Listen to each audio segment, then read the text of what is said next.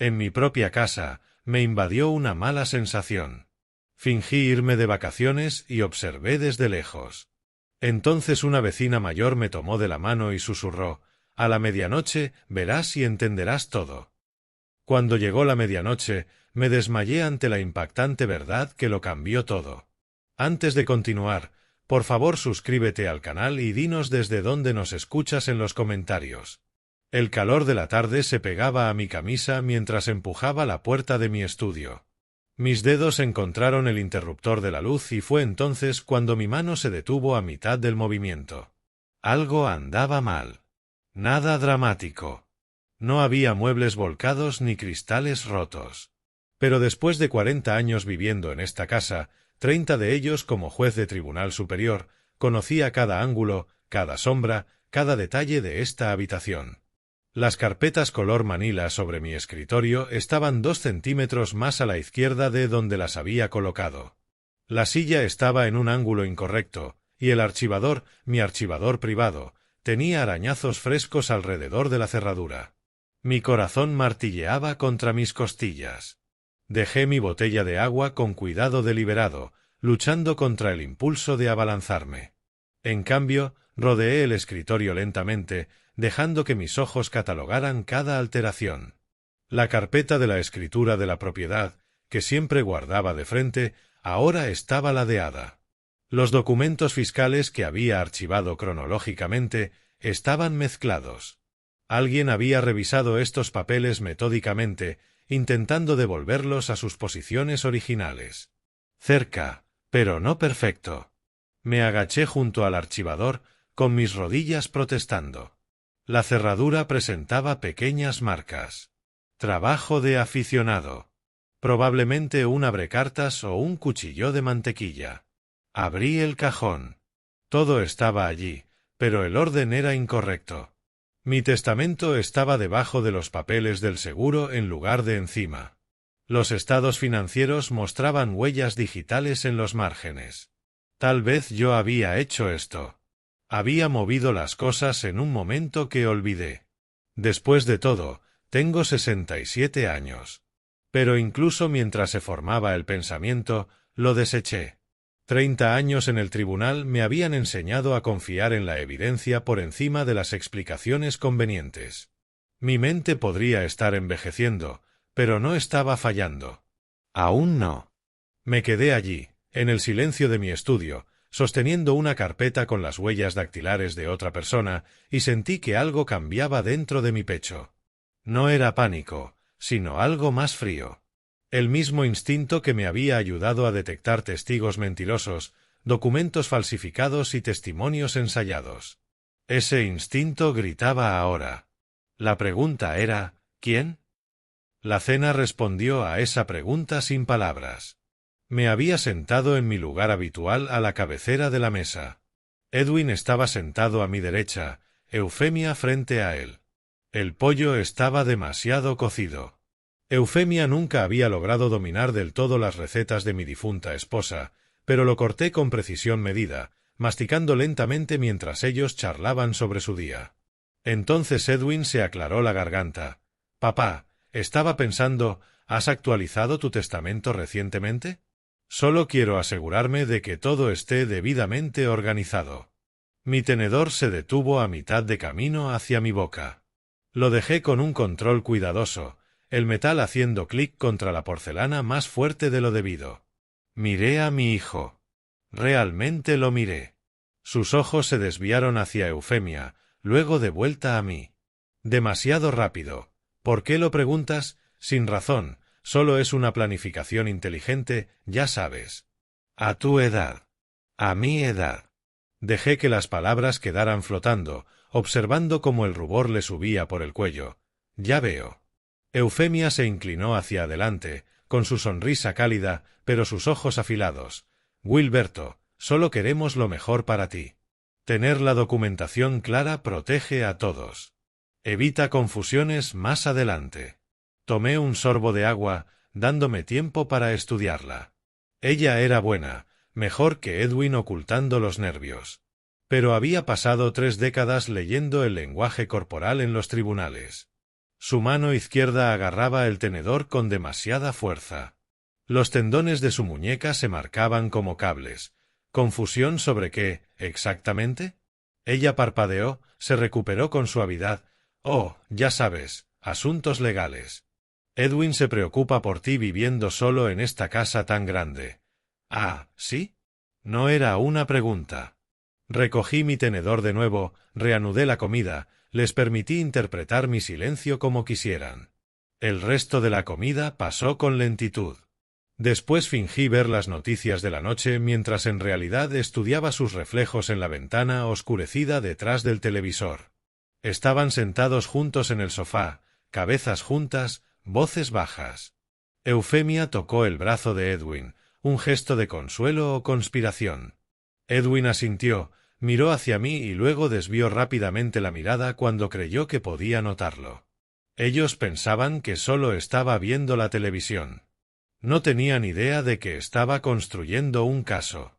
Esa noche, me acosté en la cama mirando la lenta rotación del ventilador de techo, incapaz de dormir.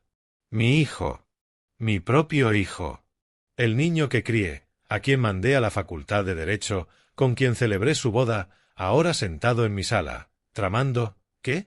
¿Declararme incompetente para tomar el control de mis bienes? La casa valía más de $1 millón en este mercado de Scottsdale. La póliza de seguro de vida, otro $500 000. Cuentas de jubilación, inversiones, el terreno en Flagstaff que mi padre me dejó. Mucha motivación para alguien sin paciencia. Me levanté antes del amanecer, moviéndome por la casa silenciosa como un fantasma.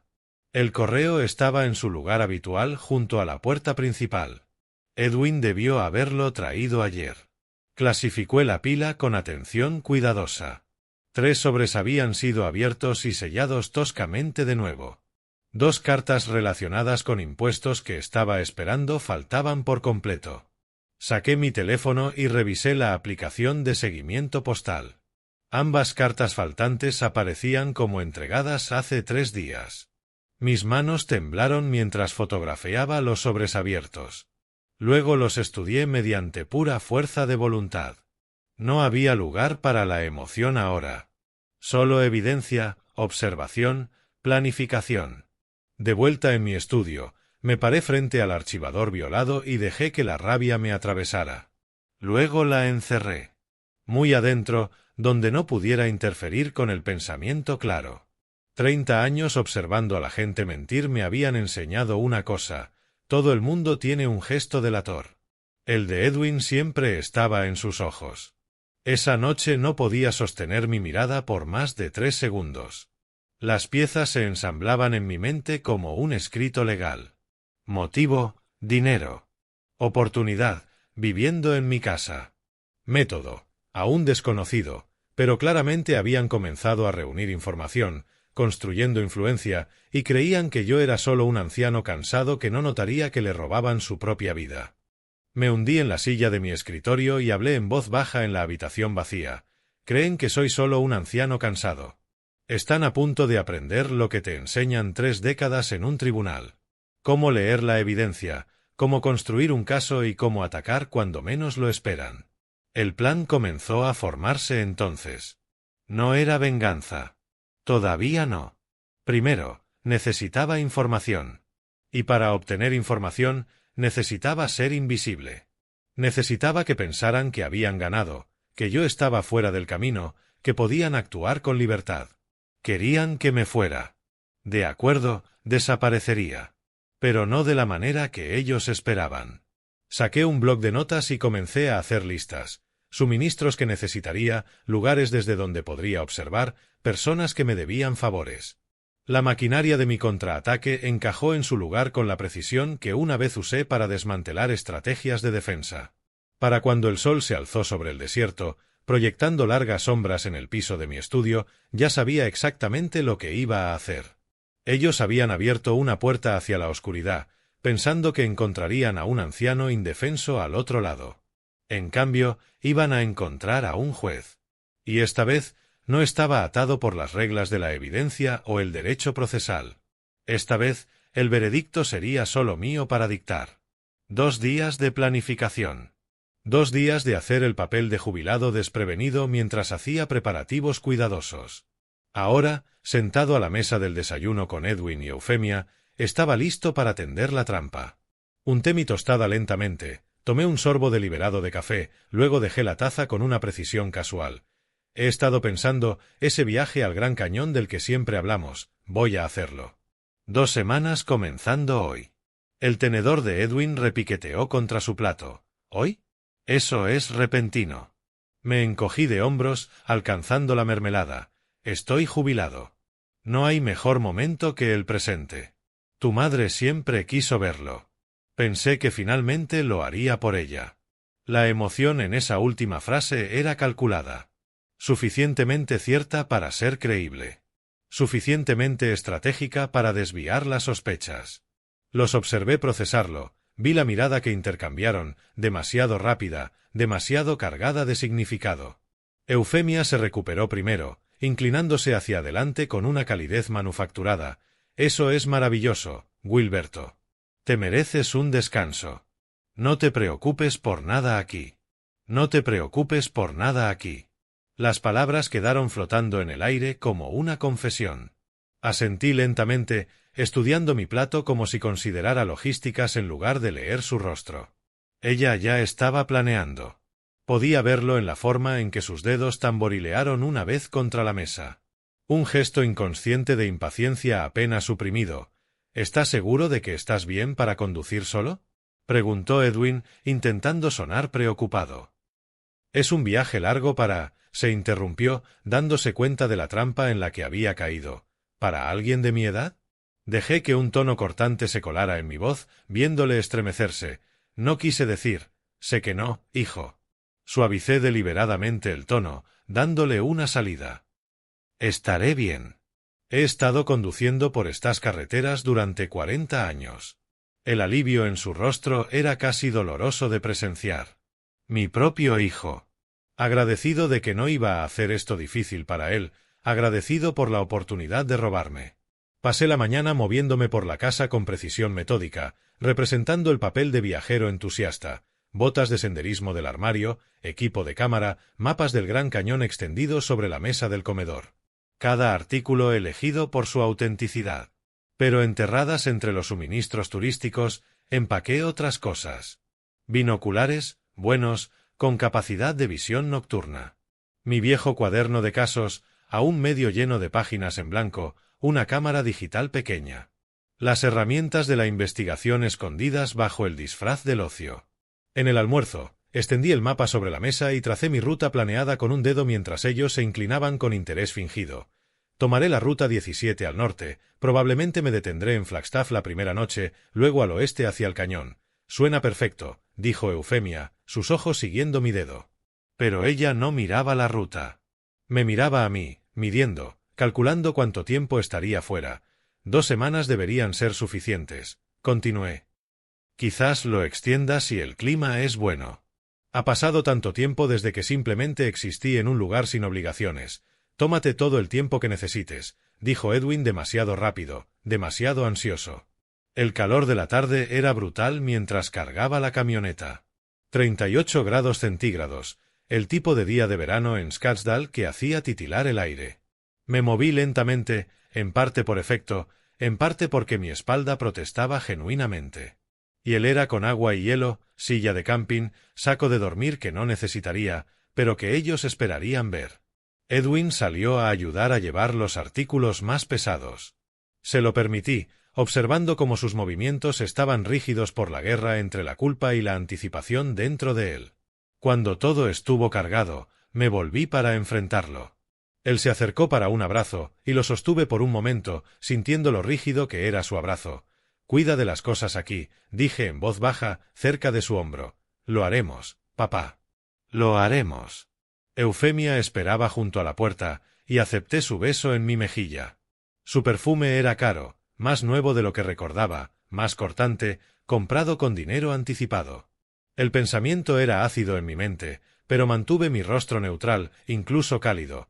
Disfruta, Wilberto. Te lo has ganado. Subí a la camioneta, encendí el motor.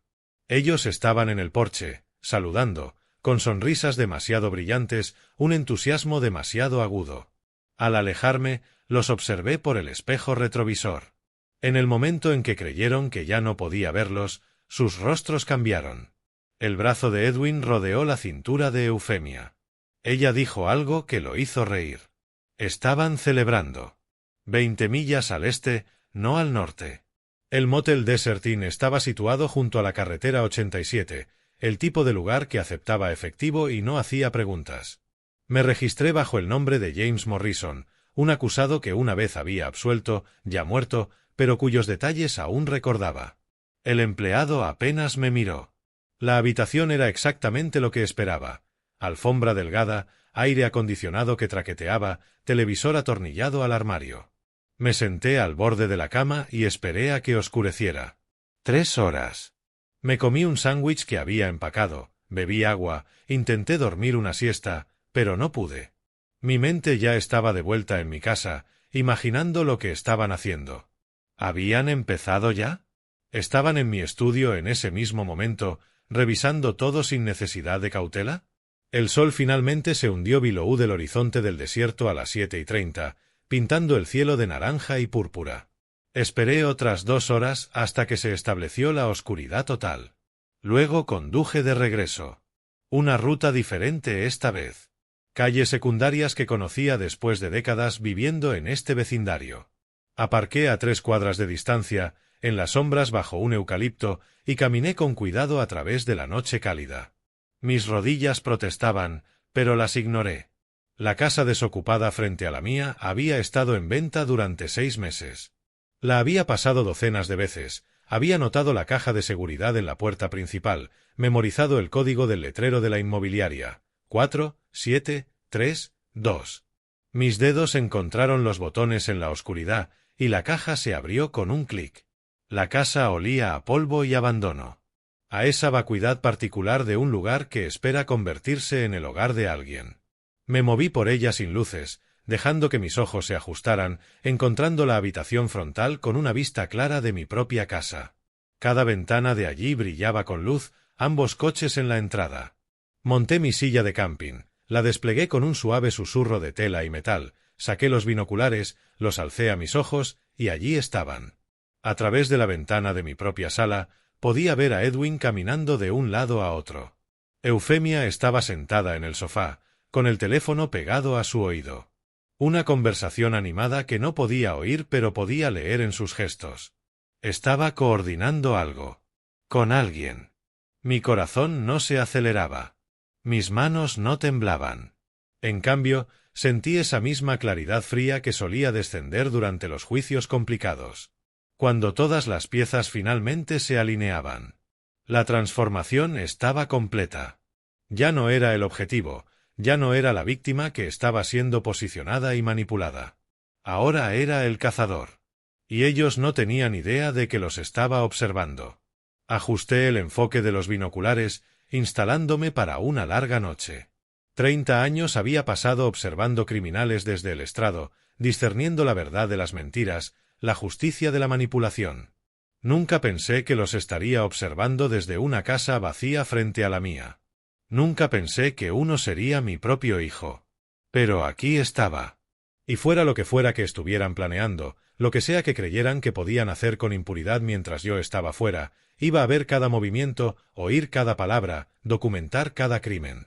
Querían escribirme fuera de mi propia vida. De acuerdo. Les permitiría escribir la historia completa, y luego les mostraría lo que sucede cuando intentas engañar a un juez. Alcé los binoculares a mis ojos, me enfoqué en la ventana de mi propia sala de estar, y esperé para ver quiénes eran realmente mi hijo y mi nuera. 3 días de observación habían dejado su marca. Tazas de café vacías se alineaban en el alféizar de la ventana de la casa vacía. Envases de comida rápida llenaban una bolsa de plástico junto a la puerta.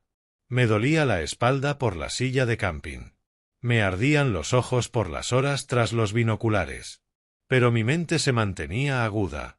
Había documentado cada visita, cada luz encendida o apagada, cada movimiento a través de esas ventanas al otro lado de la calle. Pero no había visto lo suficiente. Todavía no.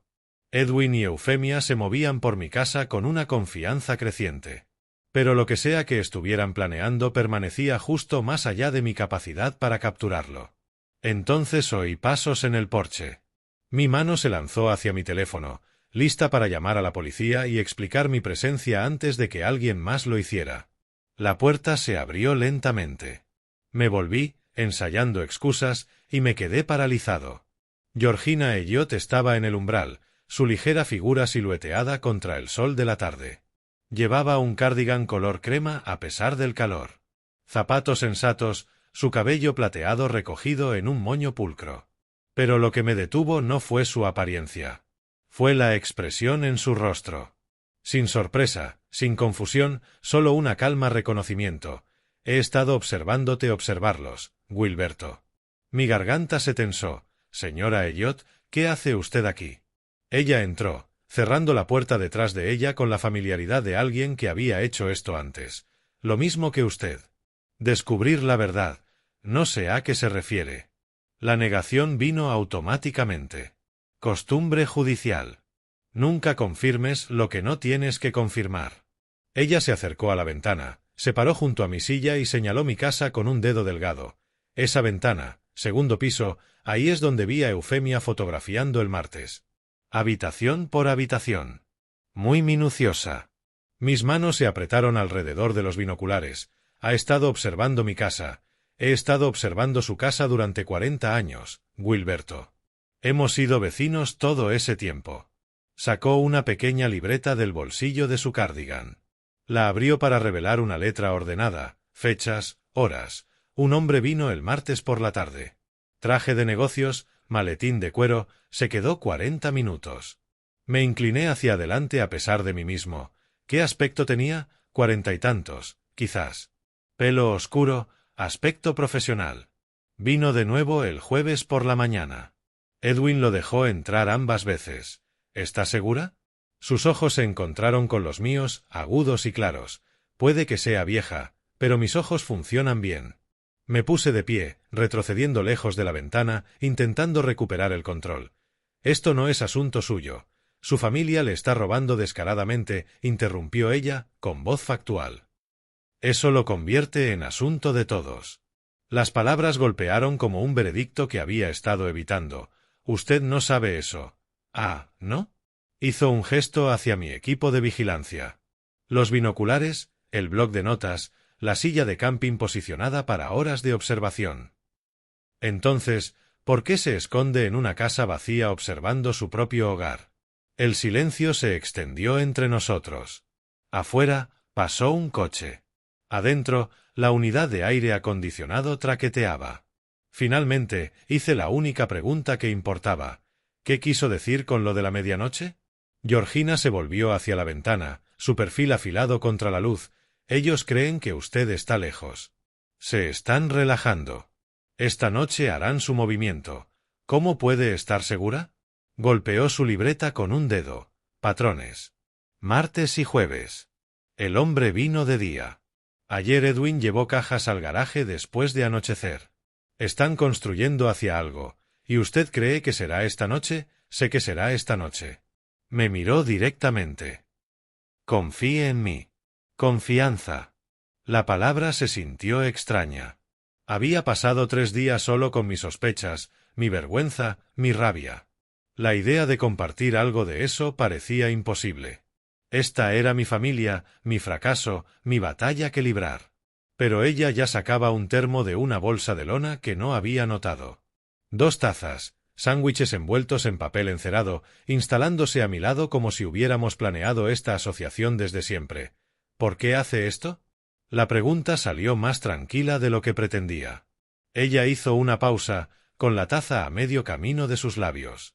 Cuando habló, su voz llevaba un peso que no había escuchado antes, porque yo vi a mi propia hija robarme antes de que muriera. No hice nada. No voy a permitir que le pase a otra persona. Algo se aflojó en mi pecho. Lo siento, no lo siente. Esté listo. Me entregó una taza de café. Cuando llegue la medianoche, necesitará ver todo con claridad. Ambos. Tomé el café, volví a mi posición junto a la ventana. Ella trajo una segunda silla de no sé dónde, y se sentó a mi lado. Observamos en silencio mientras la tarde se desvanecía en la noche. El cielo de Scottsdale se volvió naranja, luego púrpura, luego azul marino oscuro. Las luces se encendieron por el vecindario. Mi casa brillaba más que las otras. Cada ventana iluminada a través del cristal. Podía ver a Edwin Passing en la sala. Eufemia en su teléfono. Una conversación animada, gesticulando con la mano libre. Estaban coordinando algo. Con alguien. Las piezas se estaban moviendo a su posición. Georgina sirvió más café, me ofreció un sándwich. Lo comí sin saborearlo, mis ojos nunca abandonaban esas ventanas. Las horas pasaron arrastrándose. 10, 11. El vecindario se sumió en el sueño. Las luces se apagaron casa por casa, excepto en la mía. Edwin y Eufemia permanecieron despiertos, moviéndose entre habitaciones, revisando teléfonos, mirando por las ventanas, esperando. A las 11:40, Georgina tocó mi brazo. Pronto. Mi corazón martilleaba contra mis costillas. 3 días de observación y ahora se acercaba el momento. ¿Qué vería? ¿Qué tan extenso era su plan? ¿Qué tan completa era la traición de mi hijo? La pregunta daba vueltas en mi mente como buitres. Luego, a las 11:47, unos faros barrieron la calle. Georgina tocó mi brazo de nuevo. «Allá vamos», susurró. Un sedán negro se desaceleró, giró hacia mi entrada. El motor se apagó, la puerta se abrió. Un hombre emergió, con traje de negocios a pesar de la hora, maletín de cuero en la mano. Revisó su reloj, miró a su alrededor con la cautelosa conciencia de alguien que sabía que la hora avanzada era inusual. Mi puerta principal se abrió antes de que pudiera llamar. Edwin debió haber estado vigilándolo. Intercambiaron breves palabras en el porche, voces demasiado bajas para oír. Luego ambos desaparecieron dentro. La puerta se cerró. A través de la ventana de la sala, ahora podía ver 3 figuras. Alcé los binoculares. Georgina alzó su teléfono. No discutimos nuestros roles. Simplemente caímos en ellos. La documentación ocurría automáticamente entre nosotros. Recolección de evidencia. Testimonio de testigos. Construyendo un caso sin pronunciar las palabras. A través de la ventana de mi sala, observé cómo comenzaba una reunión en mi propia mesa del comedor. El hombre con el maletín se sentó. Edwin frente a él. Eufemia apareció desde el pasillo llevando una carpeta. La reconocí inmediatamente. Roja, desgastada en los bordes. La de mi archivador. Mi caja fuerte violada. Mis papeles privados, ese es él, susurró Georgina. Ese es Chávez. Bajé los binoculares el tiempo suficiente para mirarla. ¿Está segura? Busqué su licencia inmobiliaria después de su segunda visita. Luis Chávez, comercial y residencial. El nombre se asentó en mi memoria como evidencia archivada en una carpeta de caso. Luis Chávez, agente inmobiliario. Reunido en mi casa a la medianoche con mi hijo y mi nuera, con mis documentos privados extendidos sobre mi mesa del comedor. Pensamiento inteligente, dije en voz baja. Documente todo, respondió ella. Lo necesitará. Alcé mi teléfono y comencé a tomar fotografías. La distancia hacía que algunas tomas salieran borrosas. El cristal de la ventana añadía reflejos, pero suficientes eran claras, con marca de tiempo, fechadas. Prueba de que esta reunión sucedió, de que estas personas se reunieron, de que mis papeles cambiaron de manos sin mi conocimiento o consentimiento. 30 años de trabajo judicial me habían enseñado una verdad fundamental: la evidencia importa más que la emoción. Lo que sea que sintiera al ver esta escena, y los sentimientos amenazaban con ahogarme, tenía que esperar. En este momento, solo importaba la documentación. La reunión se prolongó. Chávez examinó documentos, sosteniéndolos a la luz, ocasionalmente verificando firmas, marcas de agua, autenticidad. El lenguaje corporal de Edwin gritaba nerviosismo, hombros encorvados, manos inquietas, incapaz de mantener el contacto visual. Pero Eufemia se sentó confiada y quieta, observando a Chávez con la paciencia de alguien segura de su posición. Se firmaron papeles, se estrecharon manos sobre la mesa. Luego Eufemia desapareció en la cocina y regresó con una botella, 3 copas. Champán. Una pequeña celebración. Brindaron. Chávez se rió de algo que dijo Edwin. Estaban celebrando en mi casa, con mis papeles, planeando mi destrucción sobre copas. Bajé mi teléfono. Mis manos temblaban, no de frío, sino de una furia contenida solo por pura fuerza de voluntad. La mano de Georgina tocó mi hombro brevemente. Sigue fotografiando, susurró. Evidencia, no emoción. Ella tenía razón. Alcé el teléfono de nuevo, capturé el brindis, las sonrisas, la confianza en sus rostros, cada detalle que importaría más tarde cuando esto terminara donde sabía que lo haría, en un tribunal. A las 12:45, Chávez se puso de pie, recogió su maletín. Los tres se movieron hacia la puerta principal. Georgina y yo abrimos silenciosamente la ventana de la casa vacía un poco más. La cálida noche de junio llevaba el sonido mejor de lo que esperaba. La calle estaba en silencio excepto por el lejano rumor de la autopista. La voz de Chávez nos llegó con claridad. Si el poder notarial es legítimo, cerramos para el 15 de julio. Los compradores ofrecen 650.000 en efectivo. Las palabras impactaron como golpes físicos. Poder notarial. Cierre. Comprador. No solo estaban planeando robar mi casa. La estaban vendiendo activamente. La respuesta de Edwin lo empeoró. Es legítimo. Mi padre lo firmó hace meses. La mentira.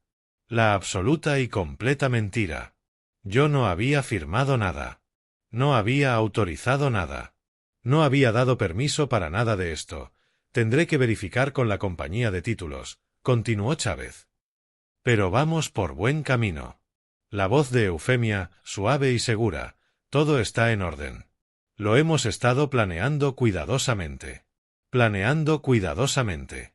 Las palabras resonaron en mi mente. Mientras yo caminaba por mis días confiando en ellos habían estado planeando cuidadosamente, metódicamente. El robo de todo lo que había construido. La puerta se cerró. El motor del sedán arrancó. Las luces traseras desaparecieron calle abajo. El vecindario volvió al silencio, pero nada volvería a estar en silencio en mi mente. Me quedé en la ventana, teléfono en mano, fotografías guardadas, evidencia recolectada.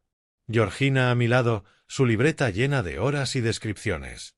Lo habíamos presenciado todo, lo habíamos documentado todo. Lo firmó hace meses, dije, con la voz apenas controlada. Yo no firmé nada. Falsificación, dijo Georgina. Tiene que serlo. La pregunta es, ¿qué tan buena es la falsificación? Me miró, su expresión seria. ¿Qué va a hacer? Me volví de la ventana, sintiendo como algo se asentaba dentro de mí. La conmoción se había ido. La negación se había ido.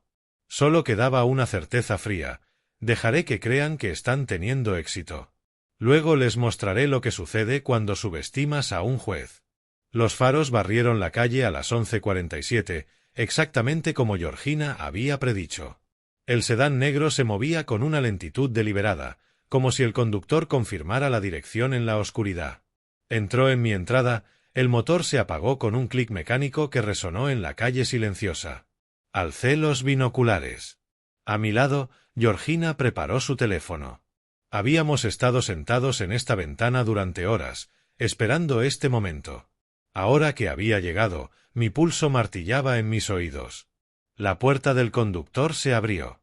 Un hombre emergió. De unos 40 años, pelo oscuro, traje de negocios, a pesar de la hora, maletín de cuero en su mano derecha. Revisó su reloj con el gesto de alguien que confirma que está a tiempo para una cita que preferiría no tener a esta hora. Su cabeza giró a la izquierda, luego a la derecha, escaneando el vecindario con atención cautelosa. «Ese es él», susurró Georgina. «Ese es Chávez». Bajé los binoculares el tiempo suficiente para mirarla. ¿Está segura? Busqué su licencia inmobiliaria después de su segunda visita. Luis Chávez, comercial y residencial. El nombre se archivó en mi memoria como una cita de caso. Luis Chávez, bienes raíces, reunión de medianoche. Las piezas se conectaban, formando una imagen que había estado temiendo pero que necesitaba ver por completo. Pensamiento inteligente, murmuré, alzando mi teléfono para fotografiar la placa del automóvil. Georgina anotó el número en su libreta sin que se lo pidiera. Habíamos caído en una sociedad tácita. Yo capturaba imágenes, ella registraba detalles con su escritura precisa. Mi puerta principal se abrió antes de que Chávez llegara al porche. Edwin debía haber estado vigilando desde dentro, esperando. Intercambiaron palabras que no podía oír desde esta distancia. Solo sílabas breves y asentimientos. Sin apretón de manos. Esto era negocio, no social. Edwin hizo paso a un lado. Chávez entró. La puerta se cerró tras ellos. A través de la ventana de la sala, ahora podía ver 3 figuras. Ajusté los binoculares, enfocando la escena. Se movían hacia mi mesa del comedor. Chávez dejó su maletín. Edwin sacó las sillas. Eufemia apareció desde la dirección de mi estudio, y mi estómago se contrajo. Ella llevaba la carpeta roja. ¿Esa carpeta? Dije, con la voz hueca. La roja es de mi caja fuerte. Georgina se inclinó más cerca. ¿Qué hay dentro? Escritura de propiedad, testamento original, documentos financieros, todo lo que necesitarían para robarlo todo. Las palabras sabían a cenizas. Alcé mi teléfono y comencé a fotografiar. La distancia desafiaba a la cámara, unos 55 metros calle de por medio, y el cristal de la ventana añadía reflejos, pero suficientes imágenes salieron claras. Chávez sentado a la cabecera de mi mesa del comedor. Edwin a su derecha, con una postura rígida por la tensión incluso desde aquí. Eufemia colocando documentos sobre la superficie con precisión organizada. Esto estaba sucediendo realmente. En mi casa. En mi mesa. Con mis papeles. Georgina escribía continuamente en su libreta. Hora la 11:52 de la noche sujetos, 3 visibles a través de la ventana frontal. Documentos, múltiples papeles extendidos sobre la superficie del comedor. Actividad, reunión de negocios aparente. Su formación de enfermería se mostraba en la precisión clínica de sus observaciones. Síntomas documentados, evidencia recolectada, sin comentarios emocionales, solo hechos. A través de los binoculares, observé a Chávez recoger documentos uno por uno. Sostuvo varios frente a la luz, comprobando marcas de agua, me di cuenta, verificando autenticidad. Él había hecho esto antes, sabía que buscar en documentación legítima. El escrutinio profesional debería haberme consolado. En cambio, me aterrorizó. Si la falsificación era lo suficientemente buena para pasar esa inspección, probar que era falsa sería exponencialmente más difícil. El lenguaje corporal de Edwin gritaba incomodidad. No dejaba de moverse en la silla, sus dedos tamborileaban el borde de la mesa, su mirada se paseaba entre Chávez y Eufemia. La culpa radiaba de cada movimiento. Pero no se detuvo. No se puso de pie y terminó con esto. Solo se sentó allí, cómplice en su propia vergüenza. Eufemia, en contraste, se sentaba perfectamente quieta, segura. Cuando Chávez hacía preguntas, podía ver su boca moverse, gestos que acompañaban las palabras. Ella respondía con movimientos mínimos, un asentimiento, una respuesta breve, la economía de movimiento que proviene de la certeza. Ella creía que esto funcionaría, que habían cubierto todos los ángulos, que yo nunca lo sabría o nunca podría detenerlo. La reunión se extendió a 20 minutos, 30, 40. Mis piernas se entumecieron por estar sentado e inmóvil. Me dolía el hombro por sostener el teléfono firme para las fotografías, pero no me moví. No podía. Esta era la evidencia desarrollándose en tiempo real. Cada segundo importaba. En algún momento, los documentos se deslizaron sobre la mesa. Edwin firmó algo. Luego, Eufemia. Sus bolígrafos se movieron sobre páginas que no podía ver con suficiente claridad para identificar. Pero fotografié cada momento. Prueba con marca de tiempo de firmas dadas, acuerdos realizados, fraude cometido. Porque eso era esto. Yo no había firmado nada, no había autorizado nada. Cada firma en esos documentos a mi nombre tenía que ser falsa. Chávez reunió los papeles en su maletín, se puso de pie, extendió su mano. Edwin se la estrechó, luego Eufemia. Una transacción comercial concluida para satisfacción de todos. Entonces, Eufemia desapareció hacia la cocina. Están celebrando, susurró Georgina. Apreté la mandíbula.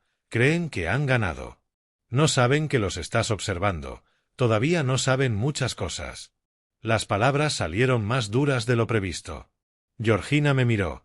¿Qué estás planeando, Justicia? Eufemia regresó llevando una botella y 3 copas. Champán. Reconocí la forma incluso a través de la ventana. Sirvió con floritura teatral. Entregó las copas a Edwin y a Chávez. Las alzaron al unísono. ¿Un brindis por qué?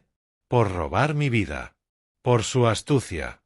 Por los $650.000 que creían que pronto poseerían. Bajé mi teléfono. Mis manos temblaban con una furia que apenas controlaba. Todos mis instintos gritaban para cruzar la calle, abrir la puerta de golpe, confrontarlos con su traición. Pero 30 años en el tribunal me habían enseñado algo mejor. Las reacciones emocionales se desestimaban. La evidencia conseguía condenas. Ahora mismo, necesitaba evidencia más que satisfacción. Sigue fotografiando. La voz de Georgina me llegó a través de la neblina roja. Evidencia, no emoción. Alcé el teléfono nuevamente. Capturé el brindis con champán, las sonrisas. Chávez riéndose de algo que dijo Edwin. La cómoda conspiración de personas que se creen a salvo. A las 12:45, Chávez dejó su copa. La reunión concluía. Se movieron hacia la puerta principal, fuera de mi línea de visión a través de la ventana. Bajé los binoculares y miré a Georgina. Ella ya se estaba moviendo, cruzando hacia la ventana frontal de la casa vacía, la que daba directamente a la calle. La seguí. Ella abrió la ventana solo unas pulgadas. La cálida noche de junio fluyó hacia dentro. Aún 32 grados incluso a esta hora, cargando el aroma del asfalto caliente y la gobernadora del desierto. La puerta principal de mi casa se abrió. Salieron al porche. Chávez primero, maletín en mano, luego Edwin y Eufemia detrás de él. La luz del porche los iluminó con claridad, a unos 45 metros ahora, más cerca que antes. En el vecindario silencioso, sus voces se oían. Si el poder notarial es legítimo, cerramos para el 15 de julio. La voz de Chávez, profesional y empresarial. Los compradores ofrecen 650.000 en efectivo. Las palabras me golpearon como la lectura de un veredicto. Poder notarial. Fecha de cierre. Venta en efectivo. No solo estaban planeando. Estaban ejecutando. Esto era real, activo, ya en movimiento. Es legítimo. La voz de Edwin intentando sonar segura, pero rozando la desesperación. Mi padre lo firmó hace meses. La mentira. La absoluta y completa mentira. Yo no había firmado nada. Ningún poder notarial, ninguna autorización para vender, ningún permiso para ninguna acción regarding mi propiedad. El documento tenía que estar falsificado. La pregunta era si engañaría a la compañía de títulos. Tendré que verificar con la compañía de títulos, dijo Chávez, respondiendo a mi pregunta no formulada. Pero vamos por buen camino. La voz de Eufemia cortó el aire, suave y segura. Todo está en orden. Lo hemos estado planeando cuidadosamente. Cuidadosamente. La palabra resonó en mi mente. Mientras yo paseaba por mi vecindario, leía mis libros, confiaba en mi hijo. Ellos habían estado planeando cuidadosamente, metódicamente, probablemente durante meses. El allanamiento de mi estudio no había sido el comienzo. Había sido parte de una operación ya muy avanzada. Se intercambiaron apretones de manos, breves despedidas. Chávez caminó hacia su coche, arrancó el motor. Las luces traseras brillaron en rojo mientras retrocedía por la entrada, luego desapareció calle abajo. Edwin y Eufemia se quedaron en el porche un momento, observándolo irse. Luego se volvieron el uno hacia el otro. Edwin dijo algo que no pude oír.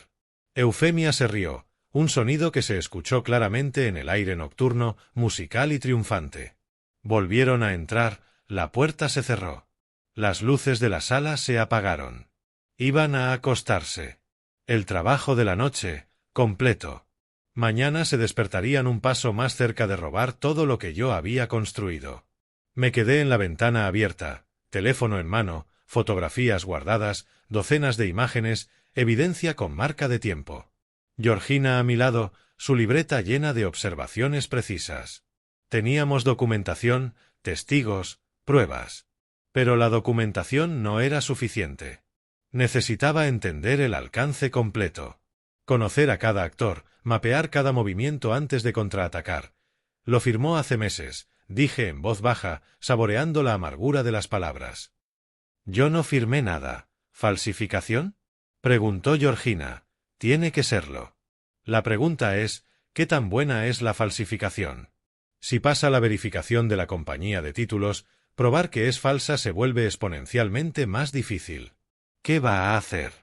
Me volví de la ventana, sintiendo que los últimos rastros de conmoción se quemaban. Lo que quedaba era una claridad fría. Enfoque judicial. 3 décadas procesando evidencia, construyendo casos, encontrando la verdad en testimonios y documentos. Toda esa experiencia condensada en un solo propósito ahora. Dejaré que crean que están teniendo éxito, dije. Dejaré que crean que todavía estoy en Arizona, en algún lugar contemplando las vistas del cañón. Dejaré que den cada paso que han planeado. Yo lo documentaré todo. Luego, cuando crean que han ganado, les mostraré lo que sucede cuando intentas engañar a un juez. Georgina asintió lentamente. Necesitará un abogado, alguien que se especialice en esto. Tengo a alguien en mente. Marcus Webb ejerció ante mí durante años. Me debe un favor por ser indulgente con su caso de conducción ebria. ¿Cuándo actuará? Todavía no. No hasta que lo tenga todo. Mencionaron el cierre el 15 de julio. Eso me da 3 semanas para construir un caso irrefutable. Miré de nuevo hacia mi casa, ahora mayormente oscura excepto por la luz del porche. Van a cerrar. Firmarán todos los papeles. Aceptarán el dinero. Entonces voy a quitárselo todo y mandarlos a prisión por ello. Georgina guardó silencio por un momento. Luego, ¿sabe lo que esto significa? Tendrá que procesar a su propio hijo. Las palabras quedaron flotando entre nosotros. Había estado evitando esa verdad, manteniéndola en los bordes de mi conciencia. Pero ella tenía razón.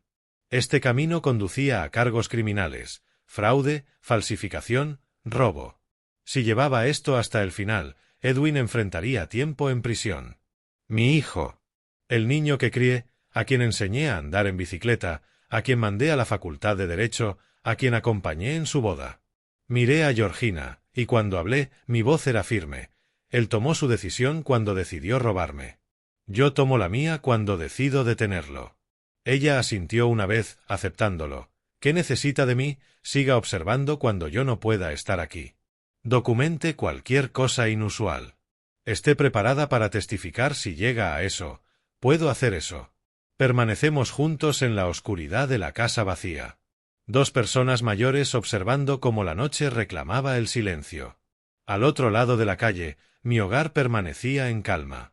En su interior, mi hijo y su esposa dormían plácidamente, confiados en su plan. No tenían idea de que su celebración era prematura. El juez había vuelto a la sesión y el tribunal estaba a punto de comenzar. Esto significa que no puede revertirlo fácilmente, me advirtió la abogada. ¿Está seguro? Necesito protección de bienes. Protección absoluta. ¿Puedo preguntarle qué motiva esta urgencia? Mantuve la voz medida, sin revelar nada. Digamos que he aprendido que la familia no siempre significa seguridad. Una comprensión fugaz cruzó su rostro. Probablemente ya había visto esto antes. La planificación patrimonial a menudo exponía la disfunción familiar. El fideicomiso proporcionará esa protección. Finalizó los documentos, me hizo firmar en múltiples lugares, los notarió ella misma y los presentó electrónicamente en el condado de Maricopa esa misma tarde. Para las 4 de la tarde, mi casa existía legalmente dentro de un fideicomiso irrevocable conmigo como único fiduciario, lo que significaba que el poder notarial falsificado de Edwin, fechado después del establecimiento del fideicomiso, no valía nada. No se puede vender una propiedad que no se controla, y él no controlaba una propiedad en un fideicomiso. La trampa legal había saltado antes de que ellos supieran siquiera que existía. Le pagué $3.500, dinero bien gastado, y conduje de regreso al motel, sintiendo como las piezas encajaban en su lugar. Esa tarde, transformé la habitación del motel en una sala de guerra. Documentos esparcidos por todas las superficies. Cama, escritorio, la mesita junto a la ventana. Organicé la evidencia en carpetas etiquetadas. Carpeta 1. Fotos de vigilancia y las observaciones fechadas de Georgina. Carpeta 2. Documentos falsificados y análisis comparativo de firmas. Carpeta 3. Declaración jurada notariada y medidas legales preventivas. Carpeta 4. Declaración formal de testigo de Georgina. Carpeta 5. Documentos del fideicomiso que demostraban que la estructura de propiedad era anterior a la falsificación. Fotografié todo, hice copias. Un juego se quedaría conmigo. Mañana, colocaría un segundo juego en una caja de seguridad. El tercero iría a Georgina para su custodia. No dejaría nada al azar. La llamé desde el motel, con la voz calmada a pesar de la adrenalina que aún recorría mi sistema. El marco legal está en su lugar. Propiedades en fideicomiso, cuentas bancarias bloqueadas, falsificaciones documentadas. ¿Cuándo los va a confrontar? Preguntó. El 18 de julio. En la mesa de cierre. ¿Por qué esperar? Impacto máximo. Dejar que crean que han ganado, luego ver cómo su mundo se derrumba en público. Eso es frío, Wilberto. Eso es justicia. Después de colgar, me senté rodeado de carpetas de evidencia, mirando la organización que había creado. Archivos de acusación, todo etiquetado, cruzado, con marca de tiempo, el tipo de preparación que destruía a los acusados. Ellos eligieron el engaño, dije en voz baja a la habitación vacía. Falsificación, robo a la familia. Hice una pausa, mirando la foto de la firma falsificada en la pantalla de mi portátil. La reproducción cuidadosa pero defectuosa de mi escritura. La arrogancia de pensar que podían engañarme. Yo elijo la ley, la evidencia, consecuencias de las que no pueden escapar. Cerré la carpeta con finalidad, sintiendo como algo se asentaba en mi pecho. No paz, no satisfacción, solo una certeza fría. 12 días hasta el cierre. 12 días hasta que entraran en la sala pensando que habían ganado, solo para descubrir que cada documento que habían falsificado, cada mentira que habían dicho, cada dólar que habían contado, había sido anticipado, documentado, convertido en un arma contra ellos. La fortaleza legal estaba completa, inalcanzable, devastadora. Ahora, solo necesitaba ir a casa y verlos entrar en ella. Mañana, regresaría de mis vacaciones. Dejaría que creyeran que todavía tenían tiempo. Dejaría que se relajaran en una falsa confianza. Dejaría que creyeran que la parte difícil había terminado. La trampa funciona mejor cuando la presa no la ve hasta que es demasiado tarde. Y yo había pasado 30 años aprendiendo exactamente cómo colocar trampas que nunca fallaban. Mi camioneta giró hacia la entrada el 14 de julio, poco después de las 2 de la tarde. El sol de Arizona brillaba en lo alto, igual que siempre. El césped parecía recién regado, los bordes recortados con precisión. Mi casa estaba exactamente como la había dejado hacía 2 semanas. Excepto que ahora todo era diferente. Yo sabía lo que habitaba dentro de esas paredes. La planificación, la traición, las reuniones de medianoche y los documentos falsificados. Yo lo sabía, y ellos no sabían que yo lo sabía. Ese desequilibrio de información era el arma final en mi arsenal. A través del parabrisas, vi moverse la cortina de la entrada. Alguien me había visto llegar. Bien. Que entren en pánico mientras fingían normalidad. Cogí mi maleta de la caja de la camioneta, me moví lentamente hacia la puerta como cualquier viajero cansado que regresa de unas vacaciones fallidas. Mis llaves se me escaparon un poco, torpeza calculada. La cerradura giró. Empujé la puerta y llamé. Ya llegué. El viaje no salió bien. Edwin apareció desde la cocina en segundos, su rostro congelado en sorpresa antes de que la memoria muscular forzara una sonrisa. «Papá, has vuelto antes de lo previsto». «¿Está todo bien?» Detrás de él, Eufemia bajaba las escaleras. Sus ojos calculaban distancias y cronogramas. 4 días antes, no era lo que habían planeado, pero la firma todavía estaba programada para el viernes. Todavía creían que tenían tiempo. Dejé mi equipaje con un cansancio exagerado. La altitud me afectó, dolores de cabeza. Pensé que estaría más cómodo aquí. Qué pena, La voz de Eufemia transmitía una falsa simpatía perfecta, pero probablemente fue inteligente volver a casa. Miré a mi alrededor en mi propia sala como si la viera por primera vez. Es bueno estar de vuelta. Echo de menos mi propia cama. Intercambiaron una mirada. Rápida, cargada de significado. Fingí no captarla. Alivio mezclado con recálculo. Me arrastré hacia mi estudio, diciendo que necesitaba revisar el correo, y me dejaron ir. Dentro del estudio, escaneé rápidamente. Todo parecía intacto, aunque sabía que lo habían revuelto semanas atrás. La cerradura del archivador todavía tenía los arañazos de su allanamiento. Pasé el dedo por el daño, memorizando detalles para un testimonio futuro, luego volví a la sala. La cena de esa tarde se convirtió en una guerra psicológica. Edwin lanzó su ataque disfrazado de preocupación. «Papá, he estado queriendo mencionarte. Pareces un poco olvidadizo últimamente». Me detuve a mitad de bocado, el tenedor suspendido, lo dejé con precisión cuidadosa. Olvidadizo como cosas pequeñas, perder objetos, confusión con las fechas. Eufemia se inclinó hacia adelante, con la voz cargada de falso apoyo. Es natural a su edad. Quizás vea a un médico, solo para estar seguros. Mi mano se deslizó en mi bolsillo, encontró mi teléfono, presionó grabar. Cada palabra quedaría capturada ahora. Supongo que he estado un poco disperso. Nada de qué preocuparse. El alivio de Edwin era visible. Solo quiero que lo cuiden a usted. Ya veo lo que están construyendo, pensé. Los cimientos para su defensa cuando se descubra la falsificación. El anciano no sabía lo que firmaba. Demencia, confusión, declive cognitivo. Estaban creando su ruta de escape, sin darse cuenta de que en realidad estaban construyendo evidencia de conciencia de culpabilidad. Dejé que la incertidumbre se mostrara en mi rostro. Me toqué la sien como si intentara recordar algo. ¿Realmente parezco tan confundido? No confundido. Eufemia corrigió con suavidad. Solo cansado. Usted ha pasado por mucho. Al día siguiente, en el almuerzo, ella preparó la verdadera trampa. Wilberto, ¿recuerda esos papeles del mes pasado? Documentos legales. Arrugué el ceño, aparentando esforzarme por recordar. ¿Papeles? ¿Qué papeles? Formularios de poder notarial. Los firmó para que Edwin lo ayudara con las finanzas. Mi confusión era genuina. Yo nunca había firmado tal cosa. Pero para ellos, mi expresión en blanco se leyó como pérdida de memoria. ¿Firmé algo? No puedo. Está borroso. Edwin intervino rápidamente. Está bien, papá. No se estrese. Solo son trámites rutinarios. Parecía aliviado. Si usted lo dice, mi memoria no es lo que era. El triunfo que destelló en el rostro de Eufemia estaba apenas disimulado.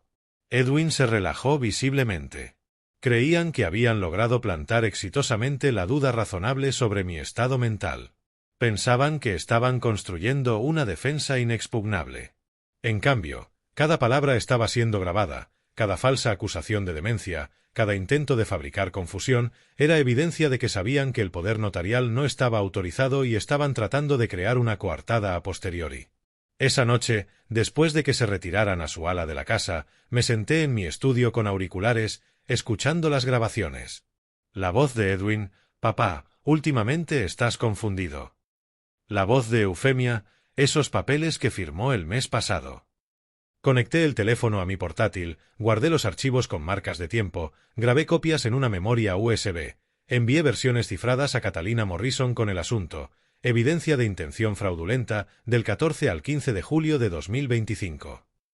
Más tarde esa noche, pasé por la puerta de su habitación y oí sus voces a través de la rendija.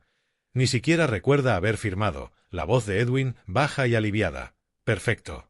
Si cuestiona algo, citamos el declive cognitivo. ¿Crees que lo cuestionará? No lo sabrá hasta que esté hecho. 3 días más, y estamos libres. Entonces seremos libres. Me quedé en el pasillo oscuro, grabando su conversación en mi teléfono. No tenía ni idea de que estaba allí. Ni idea de que cada palabra era evidencia. Ni idea de que la trampa ya se había cerrado a su alrededor. De vuelta en mi estudio, abrí mi portátil y escribí un mensaje a Catalina Morrison. Han tomado el cebo, estableciendo la narrativa del declive cognitivo.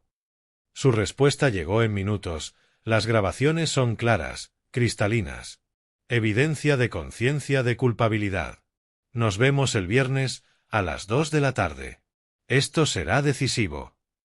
Miré la pantalla, sin sentir nada más que una certeza fría. No tienen idea de lo que les espera. 3 días pasaron arrastrándose. Mantuve la actuación a la perfección, confundido, olvidadizo, inofensivo. Le pedí a Eufemia que repitiera cosas simples. Hice pausas antes de responder preguntas básicas. Les dejé ver lo que querían ver, un anciano perdiendo el control, incapaz de recordar lo que había firmado, inepto para presentar desafíos legales. Cada mañana los veía volverse más seguros. Cada noche revisaba mi evidencia, añadiendo sus nuevas mentiras al archivo creciente. Llegó la mañana del viernes.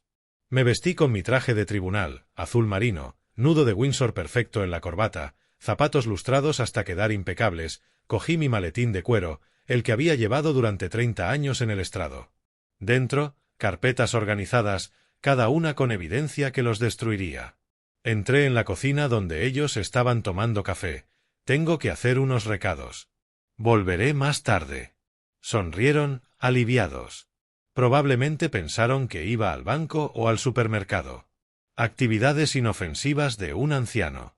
En 4 horas, estarían en la oficina de fideicomiso esperando firmar la venta de mi casa y cobrar $650,000.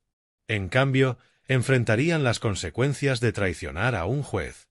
Conduje hacia Scottsdale con la calma concentrada de un fiscal a punto de presentar un caso imbatible. Sin ansiedad, sin dudas. Solo la certeza que viene con 3 décadas de experiencia legal y una evidencia tan sólida que podría resistir cualquier desafío. Querían jugar juegos. De acuerdo. El tribunal estaba ahora en sesión. Y yo nunca perdía casos donde la evidencia era tan clara.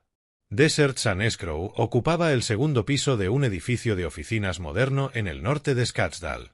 A través de las paredes de cristal de la sala de conferencias, podía verlos reunidos alrededor de la mesa. A la 1:50 de la tarde, Luis Chávez estaba sentado a la cabecera, organizando documentos con eficiencia practicada. Edwin y Eufemia estaban sentados al lado izquierdo, vestidos profesionalmente, su energía nerviosa apenas contenida. Ricardo Thompson, el comprador de California, ocupaba el lado derecho, un hombre distinguido, pelo plateado, traje caro. Sara Martínez, la oficial de fideicomiso, organizaba los papeles en el extremo más alejado. Todo procedía con normalidad, solo otro cierre inmobiliario. Revisé mi reloj. 2 en punto, exactamente. Catalina Morrison estaba a mi lado en el pasillo, con su propio maletín en la mano. ¿Listo? Llevo 2 semanas listo. Abrí la puerta de la sala de conferencias. Todas las cabezas se volvieron. Las conversaciones murieron al instante. Vi cómo el rostro de Edwin se quedaba sin color. Vi a Eufemia levantarse a medias de su silla antes de contenerse. Chávez parecía confundido. Thompson, molesto. Martínez, preocupada. Caminé hasta el extremo vacío de la mesa. Morrison detrás de mí. No me quité la chaqueta, dejé mi maletín con un clic decisivo que resonó en la sala repentinamente silenciosa. Buenas tardes. Mi voz llevaba la autoridad de 3 décadas en el estrado. Soy Wilberto Lawrence, el propietario real de la propiedad que intentan comprar. ¿Wilberto? Eufemia se puso de pie ahora. ¿Qué está haciendo aquí? La ignoré. Me dirigí directamente a Martínez. Esta transacción no puede proceder. El poder notarial en el que se basan es falso. La voz de Edwin tembló. Papá, esto no es... Cállate, Edwin. Abrí mi maletín, saqué la primera carpeta, con pestaña roja etiquetada Declaración jurada. Caminé alrededor de la mesa y la coloqué directamente frente a Martínez. Presento mi evidencia ahora. Ella la abrió y comenzó a leer. Volví a mi maletín. Aquí está mi declaración jurada de que nunca ejecuté ningún poder notarial, nunca autoricé a nadie para realizar transacciones involving mi propiedad. Saqué la segunda carpeta, pestaña azul. Morrison tomó esta y se la entregó a Martínez. La propiedad del señor Lawrence fue transferida a un fideicomiso irrevocable en vida el 15 de mayo, un mes antes de la fecha alegada del poder notarial. La voz de Morrison era profesional, precisa. Como único fiduciario, El señor Lawrence es la única persona autorizada para realizar transacciones con esta propiedad. Aquí está la presentación ante el condado. Martínez examinó los documentos, verificando fechas, revisando sellos de presentación. Miró a Chávez. ¿Verificó el estado del fideicomiso antes de proceder? El rostro de Chávez se demudó. El poder notarial parecía legítimo.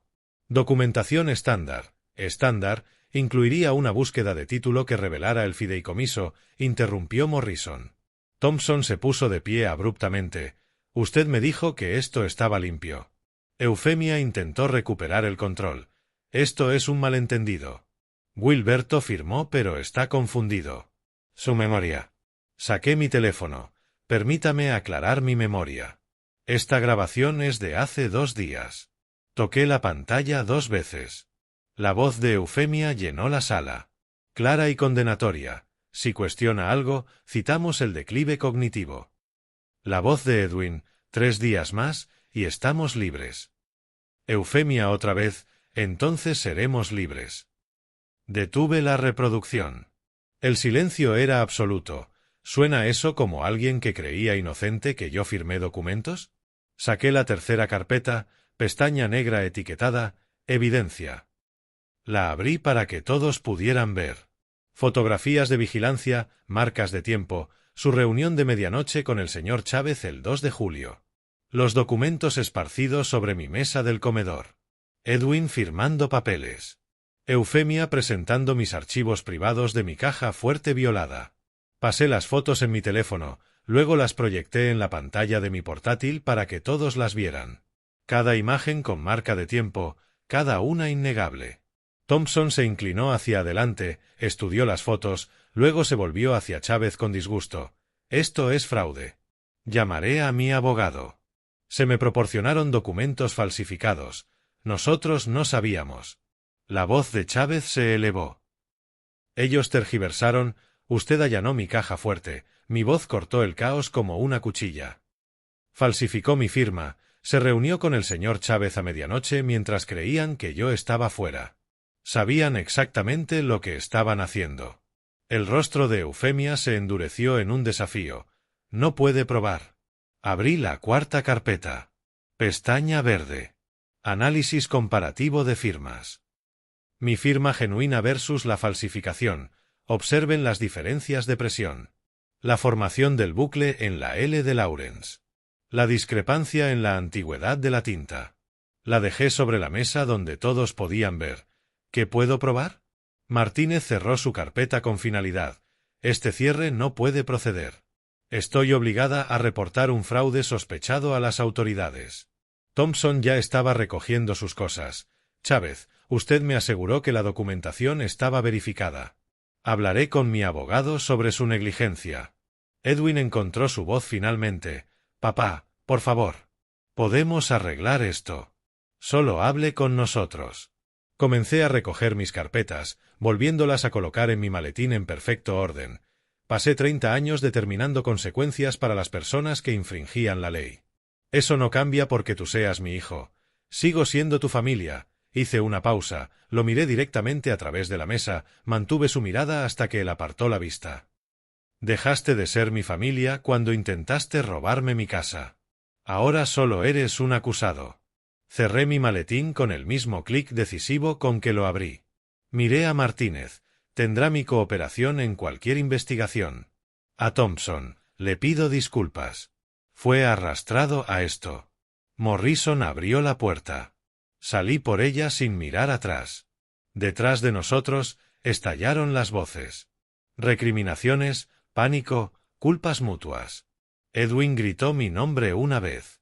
No me di la vuelta. En el ascensor, Morrison habló en voz baja. Eso fue devastador. Eso fue justicia.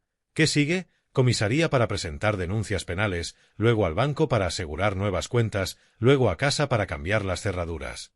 Observé cómo los números del piso descendían. Ya no son bienvenidos. Las puertas del ascensor se abrieron al vestíbulo. La brillante luz de Arizona se derramó a través de las paredes de cristal. Salí a ella, Morrison a mi lado, sintiéndome más ligero que en semanas. La casa era mía otra vez. La batalla estaba ganada. Ahora venían las consecuencias que se habían ganado. Subí a mi camioneta, coloqué el maletín en el asiento del pasajero y salí del estacionamiento. Por el espejo retrovisor, podía ver el edificio de oficinas alejándose. Dentro de esa sala de conferencias, su mundo se estaba derrumbando, los planes destruidos, el dinero desaparecido, cargos criminales acechando.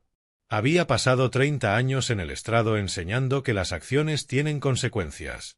Que la justicia, aunque a veces lenta, eventualmente encuentra su marca. Que la traición a la confianza, especialmente la confianza familiar, conlleva las penas más heavies. Hoy, Edwin y Eufemia habían aprendido esa lección de la manera más dura. Conduje hacia la comisaría, mis carpetas de evidencia organizadas y listas. Esto no era venganza. Esto era rendición de cuentas.